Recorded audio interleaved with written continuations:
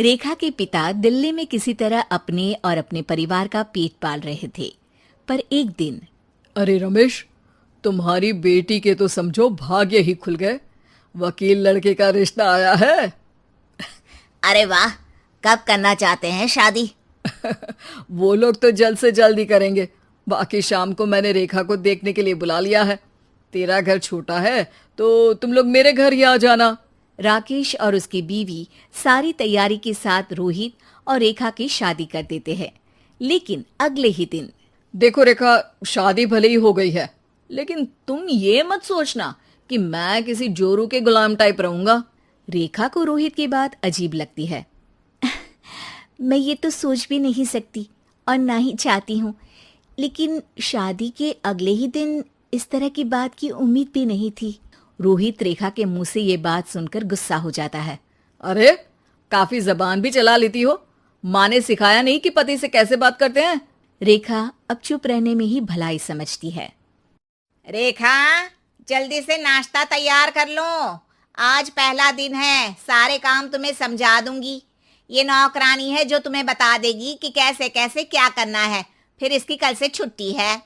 रेखा भी ससुराल में जी जान लगाकर काम करने लगती है। खाली समय मिलता तो पति के वकालत की किताब उठाकर पढ़ने लगती। ये क्या, जब देखो तब पढ़ती रहती है। अच्छा सुन, कल पिता के घर से 20,000 रुपये लेकर आना। मेरे छोटे बेटे की फीस भरनी है। लेकिन पापा क्यों भरेंगे उसकी फीस? अरे वाह जी वाह, पापा क्यों भरेंगे?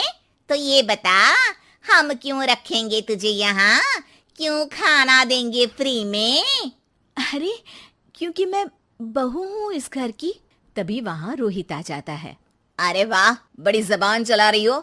चुपचाप माँ जो कह रही है वैसा कर, वरना सामान उठा और जा अपनी झोपड़ी में। बेचारी रेखा क्या करती, पिता के घर जाती है, उनको सारा हाल बताती है। पिता भी जैसे तैसे पैसों का इंतजाम कर बेटी को ससुराल के लिए विदा करते हैं। देखा, अब कहाँ से आए पैसे? अरे बहुत माल है तुम लोगों के पास, बस सीधी उंगली से निकालते नहीं। नहीं नहीं माँ, पापा ने अपनी मोटरसाइकिल बेचकर पैसों का इंतजाम किया है। पता नहीं अब वो ऑफिस कैसे जाएंगे। अरे वाह भाई, ये भी हम सोचे। खैर, जैसे तैसे दिन बीतते हैं। रेखा जहाँ एक प्यारे से बेटे की माँ बनती है, तो वहीं उसका वकालत की किताब में ज्ञान और गहराता जाता है। हे भगवान, बुरे फंसे। ये केस तो लगता है कि मैं हार ही जाऊंगा। देखिए, मैंने आपकी इस केस की फाइल पढ़ी थी। इस केस को जीतना बहुत ही आसान है। वाह भाई वाह, यहाँ वकालत की डिग्री लेकर भी मैं समझ नहीं पा रहा हूँ, और तुमने रोटी बनाते बनाते ही केस समझ लिया। अरे जाओ जाओ, जाकर मुन्ने को संभालो। केस मैं संभालूंगा। ए लड़की सुन, जाकर अपने बाप के यहाँ से 3 लाख लेकर आ। पूरा घर फिर से बनाना है। छोटे की शादी करूंगी तो छोटी बहू को कहाँ रखूंगी? पूरा घर तो तूने घेर रखा है। ऐसा मत बोलिए माँ जी, पापा इतना पैसा कहाँ से लाएंगे? अब तो वो रिटायर भी हो गए हैं। हाँ, तभी तो बोल रही हूँ, रिटायरमेंट के पैसे तो मिले होंगे ना। लेकिन वो अगर आपको दे देंगे तो बुढ़ापा कैसे काटेंगे? रोहित रेखा की बात सुनकर गुस्सा हो जाता है। ए सुन, चल अपना सामान उठा, अपना बच्चा उठा और निकल यहाँ से।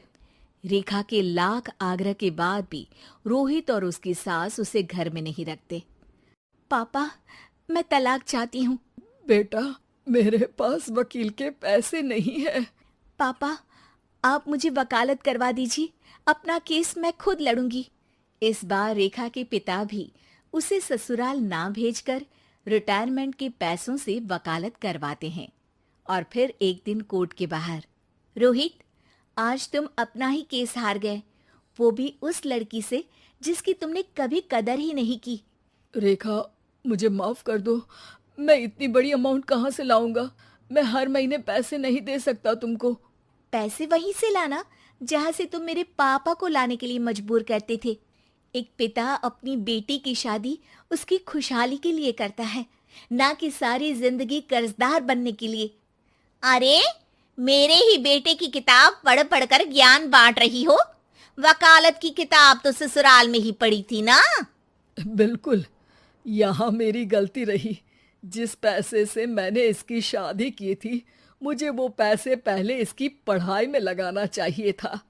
और आज रेखा एक जानी मानी वकील के रूप में काम कर रही है।